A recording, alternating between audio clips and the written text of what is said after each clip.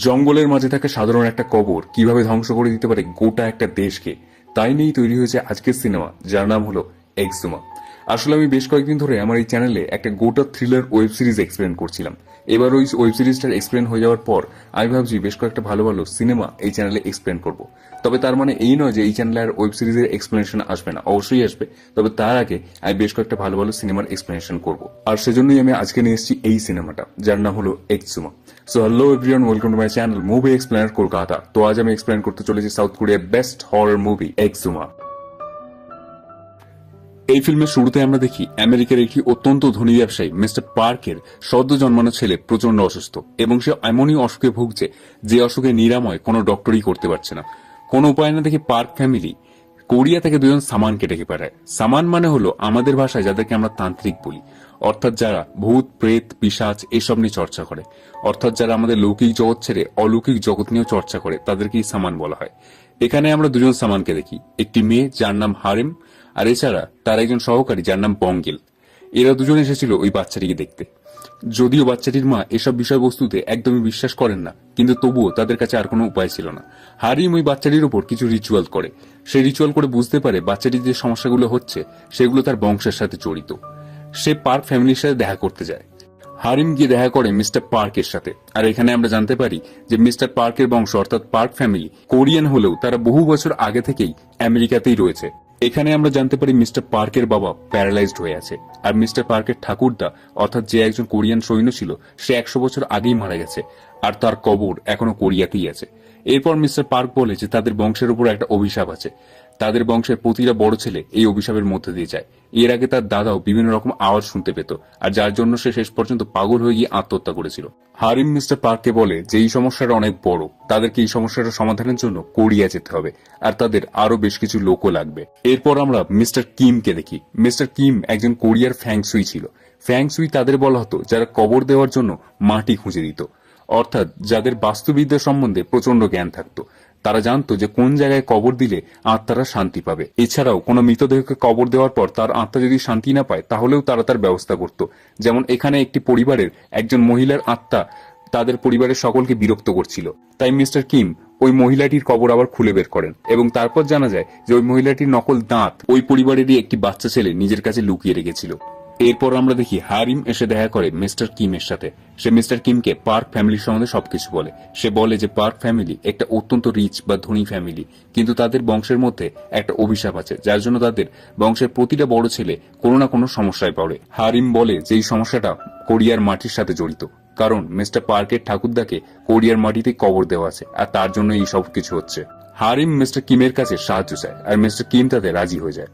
এরপর আমরা দেখি মিস্টার পার্ক এসে দেখা করে মিস্টার কিমের সাথে, কারণ তার ঠাকুরদার কবরের এক্সহুমা করাতে হতো। এক্সহুমা মানে কোনো পুরনো কবরকে আবার খুঁড়ে ওপরে তোলা। আর মিস্টার পার্কের পরিবারে এখন যে সমস্যাগুলো হচ্ছে সেগুলো বন্ধ করার জন্য তাদেরকে ওই কবরের এক্সহুমা করাতেই হবে। এরপর আমরা দেখি মিস্টার কিম, হারিম, বঙ্গিল এবং মিস্টার পার্ক তার ঠাকুরদার কবরের ওখানে যায়।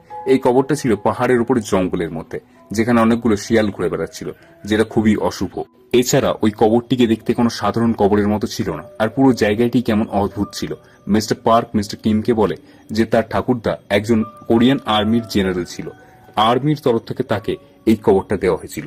কিন্তু এখানে মিস্টার কিম বুঝতে পারে যে এই জায়গাটা মোটেই ভালো নয়, এখানে প্রচুর অশুভ শক্তির লক্ষণ রয়েছে।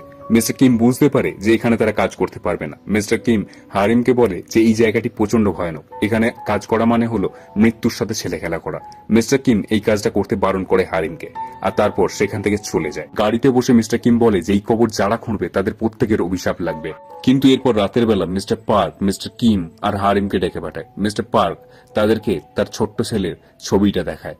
সে তার ছোট্ট ছেলের ছবিটা দেখিয়ে বলে এটা আমার একমাত্র ছেলে, আর সে দিন রাত কেঁদে যাচ্ছে, ঘুমোতে পারছে না, সে কিছুদিনের মধ্যেই মারা যাবে। এটা শুনে হারিম আর মিস্টার কিম একটু ইমোশনাল হয়ে যায়। তখন মিস্টার পার্ক বলে তাদেরকে সাহায্য করতে। তখন হারিম বলে আমরা একটা কাজ করতে পারি, আমরা একটা ধর্মীয় রিচুয়াল করব, যার মাধ্যমে ওখানে থাকা শয়তান ডিস্ট্র্যাক্ট হয়ে যাবে, আর আমরা তখন ওই কবরটাকে খুঁড়তে পারবো। এটা শুনে মিস্টার কিমও রাজি হয়ে যায়, কিন্তু মিস্টার কিম সাবধান করে যে এর ফলে যা কিছু হতে পারে। পরের দিন ওখানে এক্সহুমার কাজ শুরু হয়, আর এখানে মিস্টার পার্কের পিসিও এসেছিল, কারণ সে তার ঠাকুরদার একমাত্র মেয়ে ছিল এবং তার পারমিশন ছাড়া এই কাজ হতো না। হারিম ওখানে 5টা মরা শুয়োর এনেছিল। এই 5টা মরা শুয়োর ওই 5 জনের প্রতিভু যারা ওই কবরটা খুলবে, আর ওই শয়তান রেগে ওই শুয়োরগুলোর ওপর নিজের রাগ মিটিয়ে নেবে। এরপর হারিম ওখানে তার ধর্মীয় রিচুয়াল করতে শুরু করে। সে হাতে ছুরি নিয়ে নাচতে শুরু করে। বঙ্গিল এবং আরো অনেক লোক এক ধরনের বাজনা বাজাতে শুরু করে এবং অন্যদিকে কবর খোঁড়া শুরু হয়। হারিম ওখানে নাচতে নাচতে তার গালের মধ্যে ছুরি দিয়ে কাটে। সেখানে দাঁড়িয়ে সে ওই শুয়োরগুলোর ওপর ছুরি চালায়। এরপর সে বাটিতে থাকা রক্ত খায় এবং মুখে মাখে। আর তার এই নাচ ততক্ষণ পর্যন্ত চলতে থাকে যতক্ষণ পর্যন্ত না ওই গর্ত থেকে ঠাকুরদার ওই কবরটাকে তুলে বের করে আনা হয়। কবরটা বের করে নেওয়ার পর ওই গর্তের মধ্যে একটি লোক একটি সাপ দেখতে পায়, যে সাপটির মাথা মানুষের মতো ছিল। সে ভয় পেয়ে ওই সাপটাকে মেরে ফেলে। আর তখনই আশেপাশের সমস্ত আবহাওয়া পরিবর্তন হতে শুরু করে, বৃষ্টি পড়তে শুরু করে। এদিকে ওরা ওই কবরটাকে নিয়ে জ্বালিয়ে দিতে যাচ্ছিল যাতে ঠাকুরদার আত্মা শান্তি পেয়ে যায়। কিন্তু কোরিয়ার নিয়ম অনুযায়ী বৃষ্টির মধ্যে কারো শেষকৃত্য করা যায় না, সেজন্য তাদের রাস্তা দিয়ে থামতে হয় এবং তারা ওই কবরটাকে একটা হসপিটালে রাখে।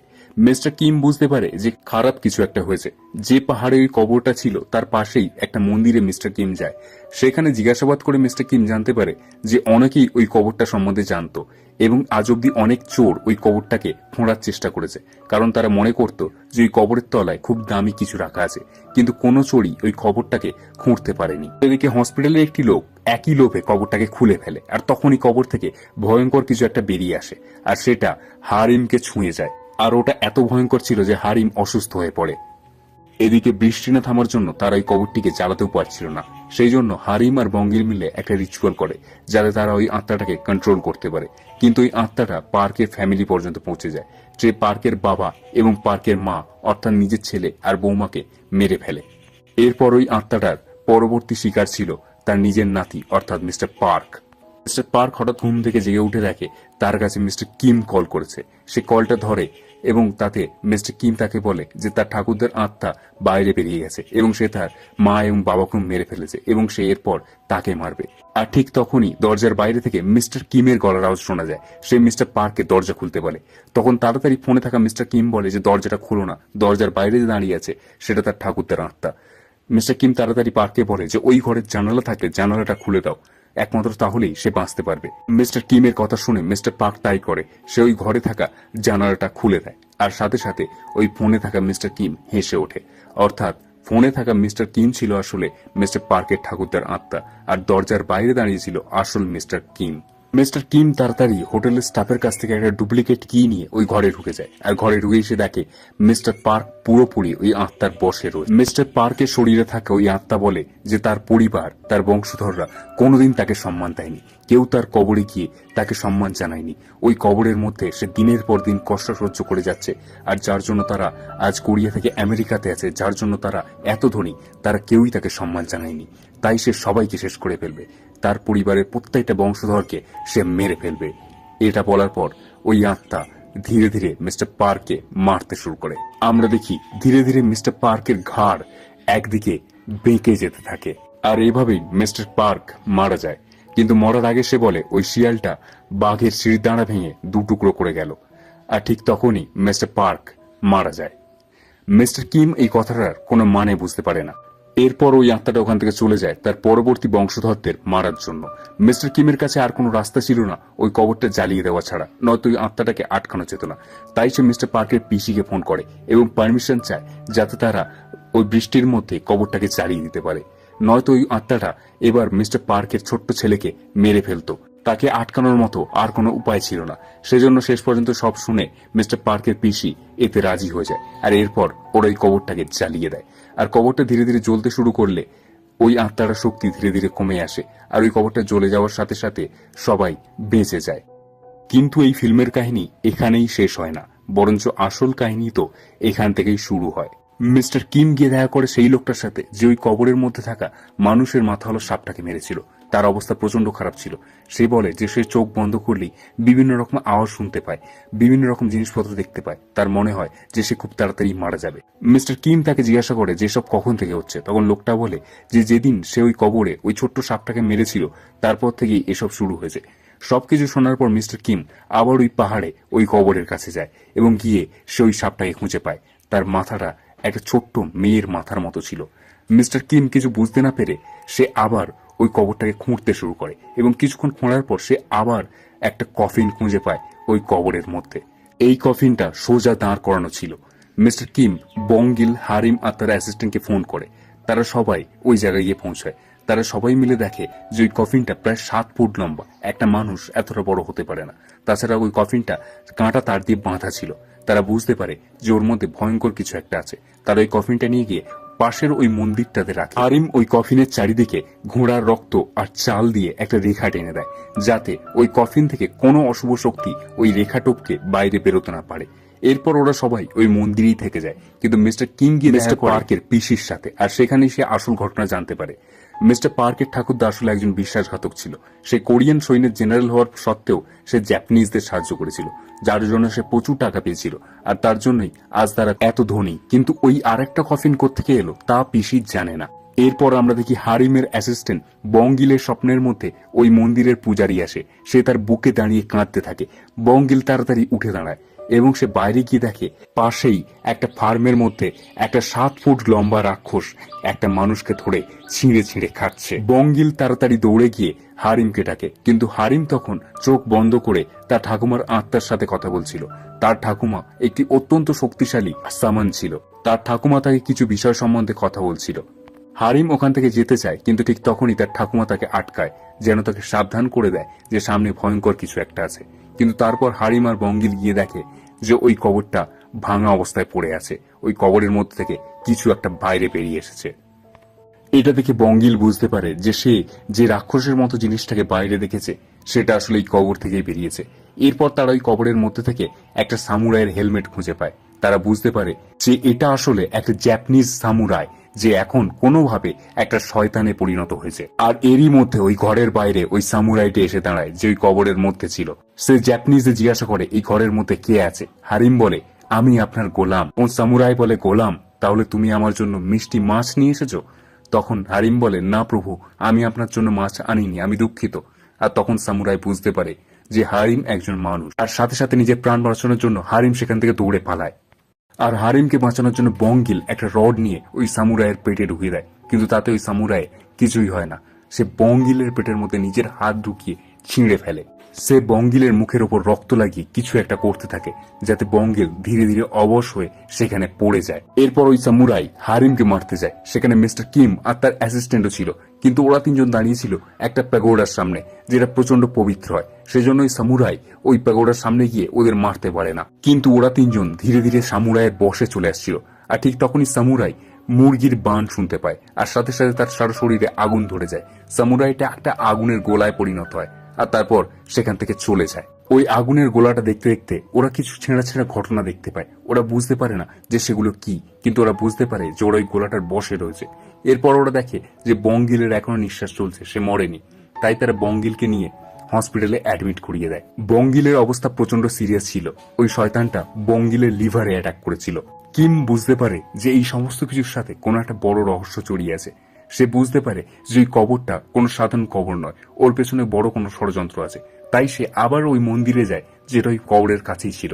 সেখানে সে কিছু প্রমাণপত্র পায়। অন্যদিকে হারেম তার অন্য দুটো সহকারীর সাথে বঙ্গিলকে চেক করে।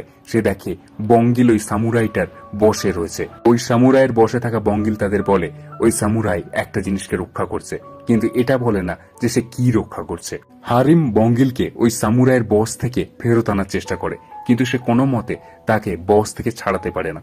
কিন্তু এই সব কিছু জানার পর কিম বুঝতে পারে যে তার সমস্ত প্রশ্নের উত্তর ওই কবরেই আছে। সে আবার ওই কবর খুঁড়ে, আর খুঁড়ে সে আবার তার মধ্যে ওই রাক্ষসটাকে দেখতে পায়। ওই শয়তানটা এখন ঘুমন্ত অবস্থায় ছিল, যেটা ওই মাটির মধ্যেই আবার পোতা ছিল।